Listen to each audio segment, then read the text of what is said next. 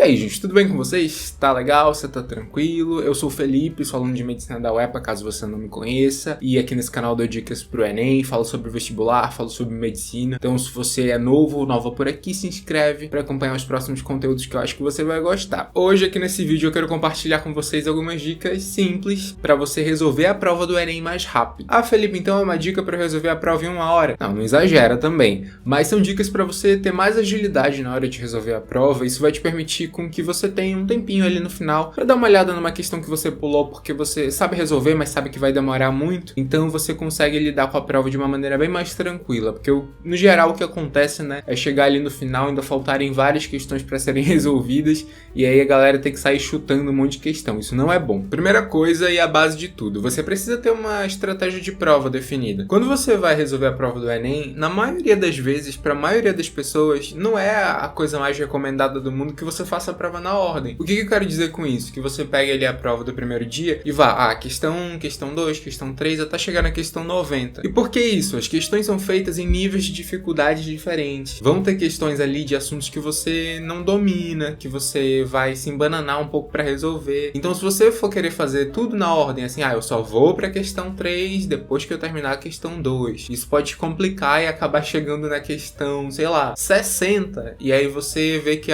o tempo já tá acabando e ainda tem 30 questões para serem resolvidas. Logo, é bacana ter uma estratégia de prova na qual você sempre priorize resolver as questões que você tem mais facilidade. Então é bacana a gente evitar isso, e a gente consegue evitar isso resolvendo primeiro o que é mais fácil pra gente. Isso, por si só, já faz com que você resolva a prova com mais agilidade, porque com certeza, se você fizer isso, em comparação com a pessoa que resolve a prova na ordem, você vai conseguir resolver um número bem maior de questões para a mesma quantidade de tempo. A segunda coisa, gente, vai sublinhando, vai como se você estivesse grifando, mas você só pode usar uma caneta, né? Então vai sublinhando as informações do texto, as informações-chave. Isso ajuda muito, tanto para humanas quanto para exatas. Quando é para exatas, principalmente, sublinhe os dados, para que quando você for resolver a questão, você tenha claro e bem demarcado o que você vai precisar usar dali. Muita gente fala sobre ler o enunciado da questão antes de ler o texto. Isso funciona, mas às vezes pode ser que seja mais lógico para você ler, principalmente para matemática. Leia o texto primeiro para depois ler o enunciado, para você ter um entendimento, né? Só que se você tiver já grifado os dados que você foi encontrando, você já tem uma agilidade maior para pegar do texto de apoio o que você precisa para resolver a questão. Isso é uma dica super simples, mas que às vezes a gente não faz. Você acaba lendo de uma vez, aí não marcou nada, lê a pergunta da questão, aí você nem sabe o que você vai usar dali, tem que ler de novo. Nisso que você lê mais uma vez, você perde um tempo. Então, para você não perder esse tempo, vai sublinhando as informações importantes. Próxima dica simples, essa se aplica mais para exatas. Gente, assim, é uma dica meio polêmica, porque eu entendo que quando a gente está fazendo uma prova, principalmente uma prova importante, a gente quer se certificar e se cercar de todos os lados. Então, às vezes, você se sente confortável em escrever lá 2 mais 2 igual a 4. Pra você parece que ter aquela certeza de que você não tá errando nada. Mas, eu acho assim, tudo tem limite também. Quando você tá calculando, a gente sabe que algumas questões exigem vários passos de cálculo. Se você consegue compreender um determinado resultado de uma operação, às vezes não precisa você armar a conta e tudo mais. Então, por exemplo, esse daqui eu preciso multiplicar por 2. E você tem o resultado na sua cabeça, em vez de você anotar lá, né, anota só o resultado. Mas isso daí é uma dica polêmica, vai da sua consciência e da sua confiança, porque eu também super entendo as pessoas que querem realmente deixar tudo escrito na prova para não ter, assim, possibilidade nenhuma de erro. Mas quando você fica anotando até os cálculos mais bestas, você acaba perdendo um tempo que você poderia usar para outra coisa. Mas eu deixo aqui essa dica no ar, vou deixar como, sei lá, uma dica extra para você tentar, se você se sentir confiante. Se não, não tem problema você sair escrevendo lá o seu 2 mais 2 igual a 4. Próxima dica, e essa é boa. É simples, mas é boa. Presta atenção. Interprete o texto depois que você entendeu qual foi a pergunta da questão. Vê se você não se identifica.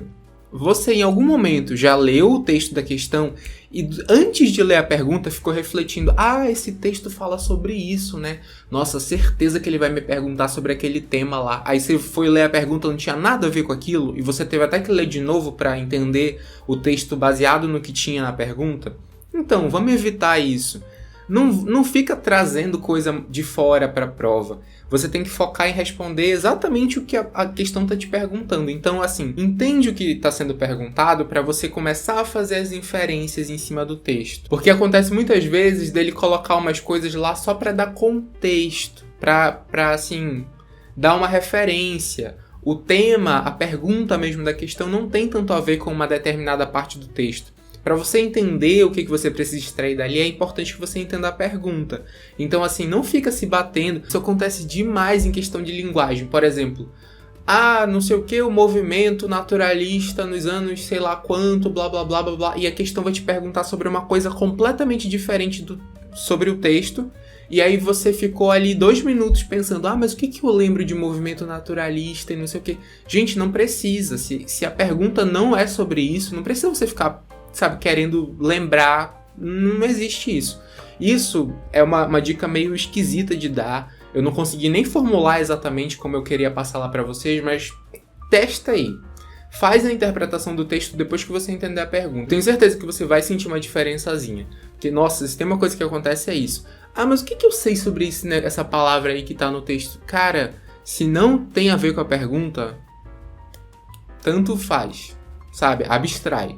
E por último, gente, vamos trabalhar essa confiança. Como é que a gente trabalha a confiança? Resolvendo questão. Quando você resolve muita questão em casa, você consegue acompanhar o teu desempenho e você sabe se você mais erra ou se você mais acerta. Para que quando chegue na prova, você não fique, como muitas pessoas ficam, resolve uma questão, você tem certeza que a resposta é aquela, mas aí você, não, será? Deixa eu ler de novo.